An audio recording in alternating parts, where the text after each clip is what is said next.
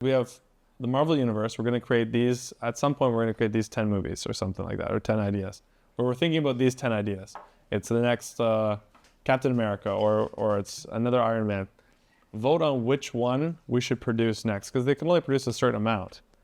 Why don't they have them vote on what comes next? I get that sometimes it has to fit within their universe and their storyline and their plan, but also like let that plan be a little bit guided by the fan base.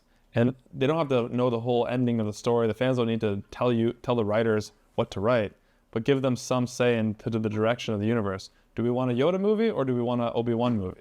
Kind of thing.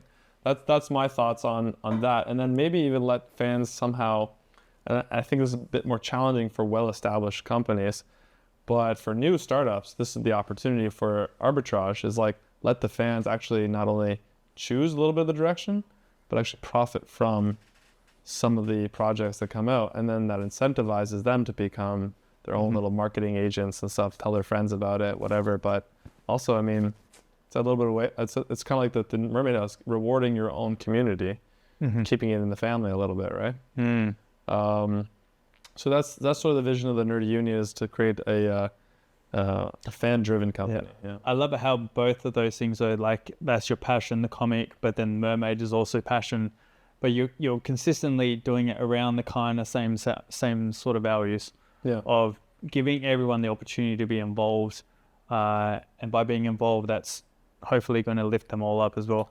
Yeah, I mean, like, let's be real. It's both a admirable thing to want for people, but it's also a selfish thing. Like, if you look at leaders, great leaders, they know that the best thing for themselves as leaders is the best thing for their community.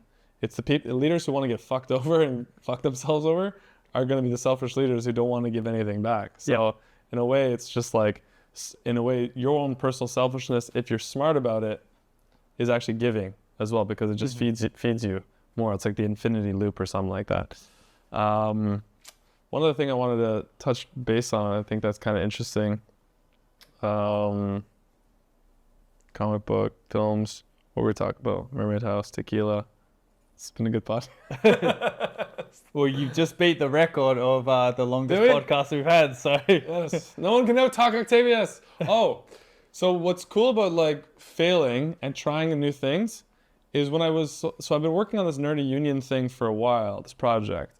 And when I'm developing business plans or budgets for it, it's always like, let's say a comic book. Let's say the budget's $50,000, $30,000 for the artwork, $20,000 for the marketing. And on the marketing side, I've always put basically like Facebook ads, Instagram ads, whatever. It wasn't until I actually started doing these viral videos for real estate that I thought of another concept that I'm going to be trying out hopefully in the next year.